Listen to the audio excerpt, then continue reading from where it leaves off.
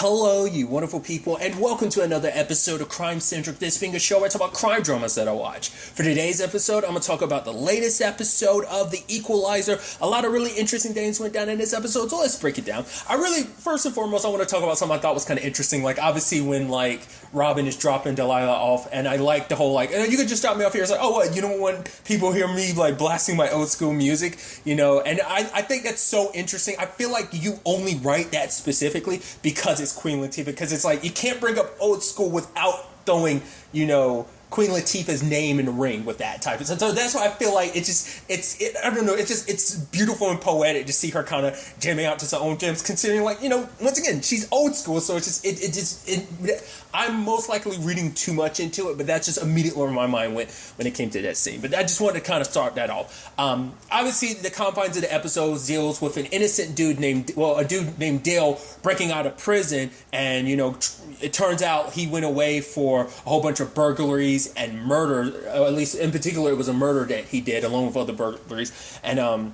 he's trying to work with a former cellmate of his, Tommy, to try and prove his innocence. But by the time he gets to Tommy, Tommy's already dead. Obviously, everyone's hunting for him. This all happens because his lawyer, Nick, reached out to Robin. Interesting enough, the most recent thing I saw the actor who plays Nick in was another CBS show. Short-lived, obviously, but Instinct. So he, believes Dale to be innocent, and it just feels like, Dale has done every appeal he can to try and, prove his innocence, but no success. So Robin meets up with Dale and kind of learns what Dale broke out of prison for, because him and Tommy were going to confront the preacher, that being the name of the person who kind of confessed to the crime. And it's what were you going to do? Confront a killer? But it's don't worry, I got this. But Dale kind of has a little bit of trust issues. The system screwed him over for 10 years. So obviously, he's going to be a little weary when it comes to trusting anyone. Robin ends up breaking into Preacher's place because it turns out he's actually a man of God now, and that's kind of where the name Preacher comes from. But it turns out he was the one responsible for all the robberies and stuff like that. But he's not the one that committed the murder. He admitted to the robberies, but he didn't want to connect himself to those specific ones when Dale went down for him, because he has an alibi for that night. But also, if he threw his name out there, he's I'm a black man, this is a white woman that got killed, he's it was going to be, screw me over. But it's also because of what you did, an innocent man went to jail. He lost 10 years of his life, 10 years away from his wife and his son, which that's a whole complicated thing in its own right, because his son has kind of got mixed up, because his son's so, I think he's probably a teenager or whatever. He's just so angry, because and he ends up talking about it later on. It's what you left me with, Dad, is people are scared of me. Other people are beating up on me just to prove how tough they are, because, hey, I'm the son of a murderer, a killer, And so he hasn't had, the best upbringing. I think it's sweet, because I think his wife had more faith in him than Blake did, his son. Because when it was all said and done, when he kind of snuck into her car, she wasn't terrified or anything. She was just happy to see him. They actually even held hands. So I think she had more faith in him, sadly, than her son did. But, and even sucks because later on he ends up turning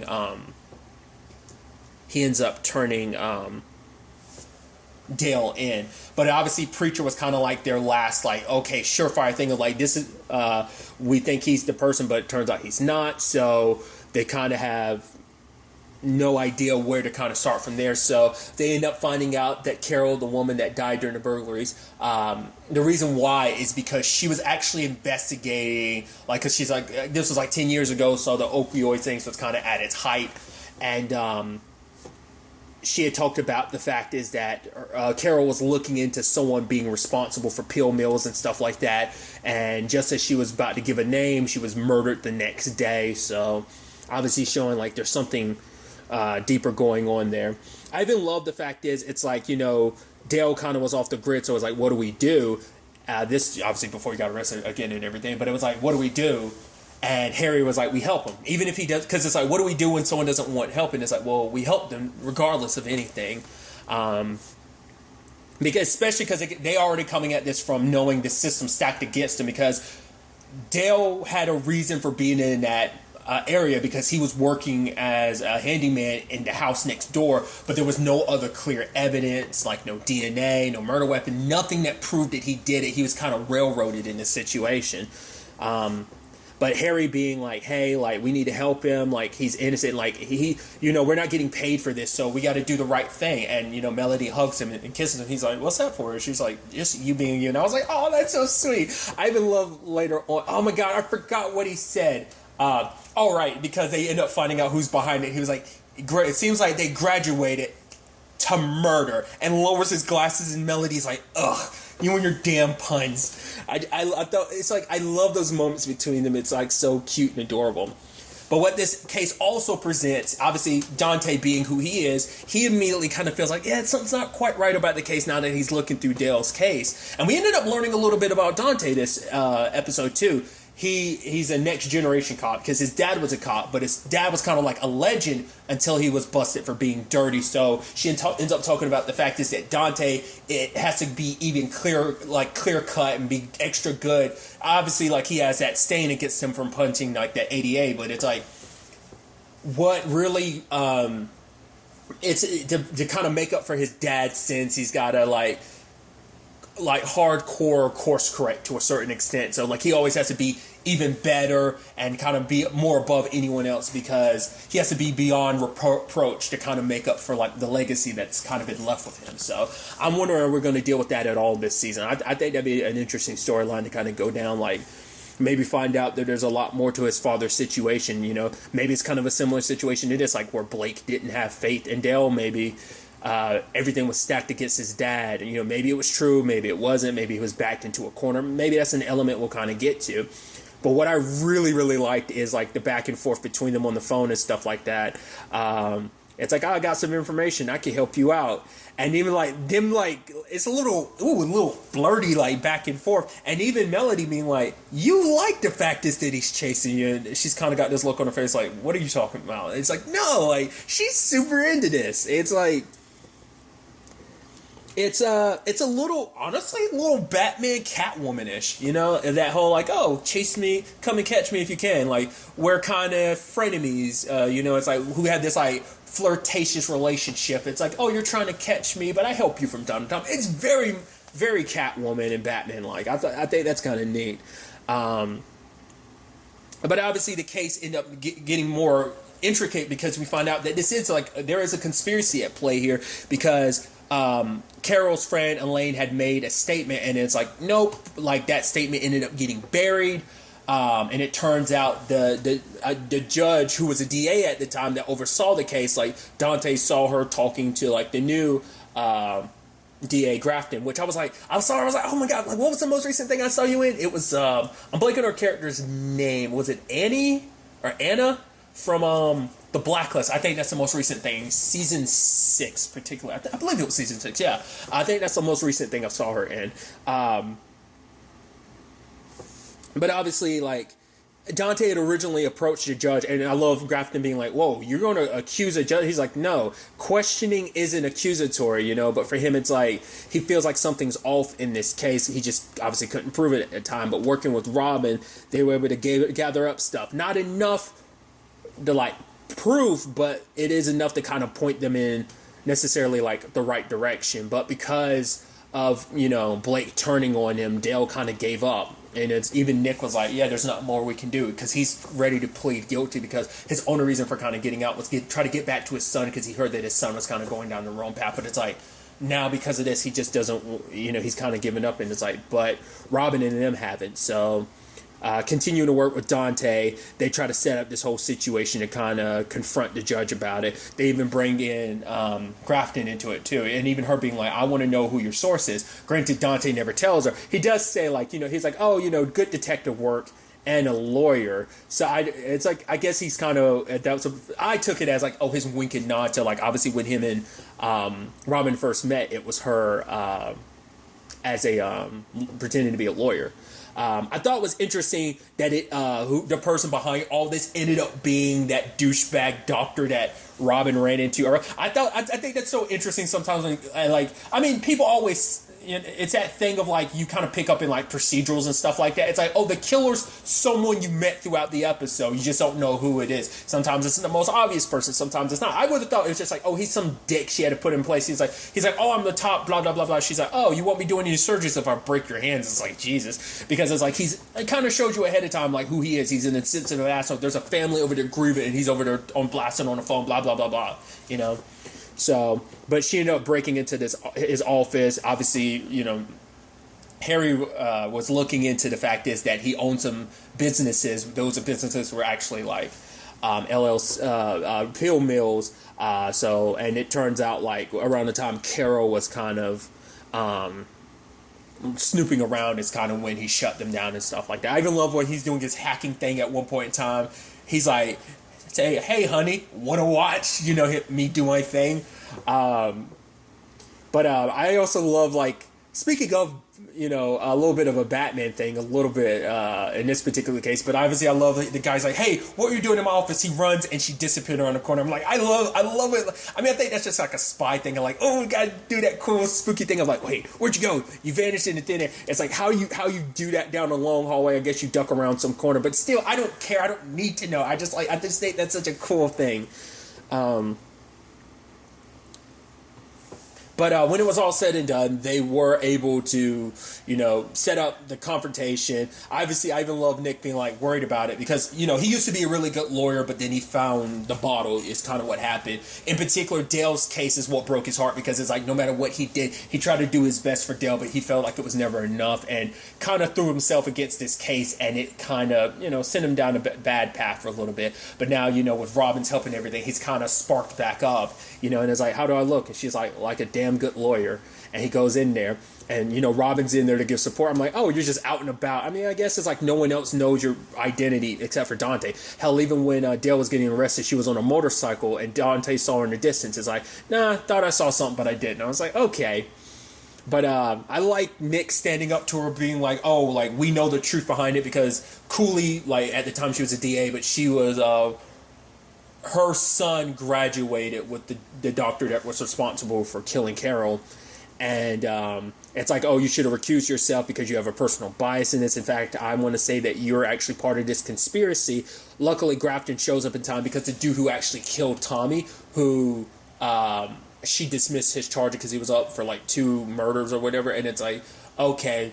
And so she's questioning, like, oh, we just brought him in. That's why I was late. So what do you think he's going to say when we bring this up? And it's like, she tries to be like, the judge is like, he threatened me because she was blabbing her mouth about a case. And that's how he was able to, like, in the burglaries at the time, like, she was blabbing her mouth about them. And the doctor dude got the idea of like, oh, knew all the details of the burglaries, knowing how to stage Carol's murder to look like the person who had been burglarizing the area was, the same person too.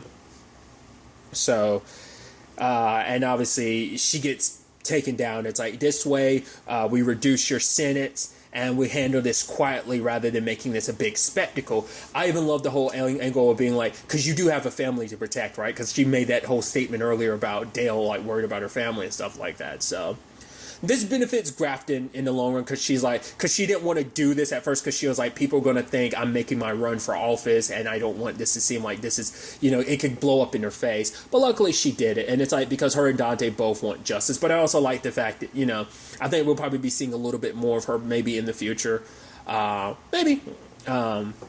Maybe her and Dante crossing paths, like, especially, like, obviously he has a complicated relationship with DAs in particular, but obviously, things are a little bit different in this case, so I think we can see them working together a little bit more in the future, and I think the same thing applies for Robin and him. I did think it was kind of a nice element at the end, really quickly, about the whole situation with Dale obviously getting, pardon for everything. Also think this will probably this case going this way with Robin's help, I think Nick is going to be back going up as a lawyer as well, like not giving up hope and kind of going swinging for the stands when it comes to his That was me trying to make a baseball metaphor when it comes to his clients, is what I'm trying to say. But the moment between, Dale and his wife and then his son, because he's like, I turn him in, like, why would he want to see me? It's like, he broke out of prison because he loves you. He believes in you, so maybe you should start believing him. And they hug. So I at the end, I'm like, okay, that relationship, is in the process of healing. What's going to be interesting, though, is we did hear that Blake kind of got mixed up with the wrong people. I'm curious if that's something that's going to be taken care of off screen, or is that potentially going to be something where we can see, Dale coming back into the story and asking Robin for help. It's like, hey, you help me out. I want your help potentially fixing the situation with my son. Maybe we can see that. Maybe not. I'm curious to ultimately see how that, potentially how that whole situation shakes out, whether that ends up becoming a storyline or, like I said, that's just something that happens off screen or not. But an interesting angle to this episode, too, is obviously, Robin ends up finding out that Delilah has a friend of hers who they've been friends since childhood, named Jazzy, that apparently they're just kind of ignoring each other. And her, Robin and Angela, Jazzy's mom, talking like, oh, you know what that's all about? And it's like, oh, let's meet up on Saturdays, movie, popcorns, all that. Yo, it'll be a fun time. It's one of those moments where you're just like, oh yeah, you definitely could, like, that's that moment right there. Just, I don't know, it felt like a genuine, like, parent moment of like, I'll bring the M&M, me and the malt, and it's like, or the Merlot or something like that. But it turns out Jazzy was kind of upset that her mom did it, because it's like, no, like, she's all about like protest and like fighting for rights and stuff like that, which is like, that is an important thing to fight for. Why is that an issue? And it's like, no, but she's doing it for the wrong reason. She's just doing it for the likes and stuff like that. So she's like a faux like protester and fighting for these particular rights. So it's like, for her, it's like, you raised me to like, don't like, unless you're putting your heart and soul into something, like, it doesn't matter what you're doing if you're not putting your heart and soul in it. So like, it means less if you're just doing it for the likes and the attention, which I'm sure that could be a commentary on like how some people feel like, oh, you're just doing this justice thing just to, post on the gram type of situation. But because even her Aunt Vi was like, who are you really doing this for? Delilah or yourself? And then, she ends up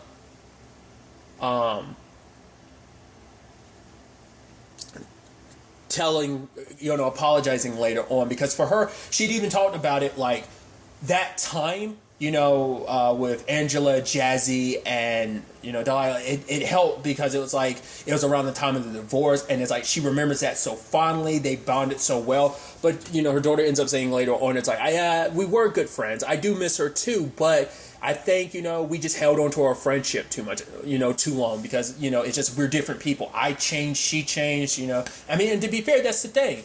It's like, but I think, Robin's kind of saying, well, you never know how life is going to work out. Maybe you two will circle back around and, later on in life, But it's just like, sometimes people come in your life for seasons. Sometimes they stay forever, So you never know how things are going to shake out. So, but her and her mom, you're like, oh, well, we just make it a thing. Like us, movie, popcorn and everything.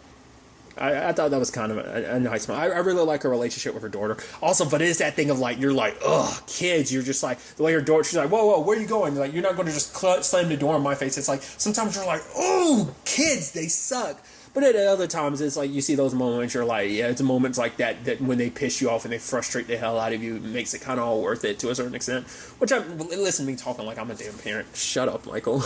But the other thing I want to talk about is Robin showing up there, like, oh, Detective Dante, and the back and forth between them. It's like, he's like, how many laws did you break to do all this? She's like, just as many as you guys did to lock Dale up. He's like, the fact of the matter is, if you keep going down this vigilante route, I'm gonna have to come after you. And she's like, I'd be disappointed if you didn't. I'm like, dude, the damn the dynamic there. It's like, dude, come on. You two are flirting too damn much. She's like, see you around, detective. And he's like, catch you later. And it's like, dude, I'm really interested to see how they develop. Like I said, I made a big connection like in the beginning. It's very much like a Carter and Reese relationship from person of interest. So I thought that was, it heavily reminds me of that. Like I said, I even made the Catwoman and Batman comparison. But I'm very interested to ultimately see where all of this ends up taking us going forward into the next episode. But really, that's all I want to talk about. So the next time we meet, be happy, be safe, live life to the fullest, and enjoy it. Good day and goodbye.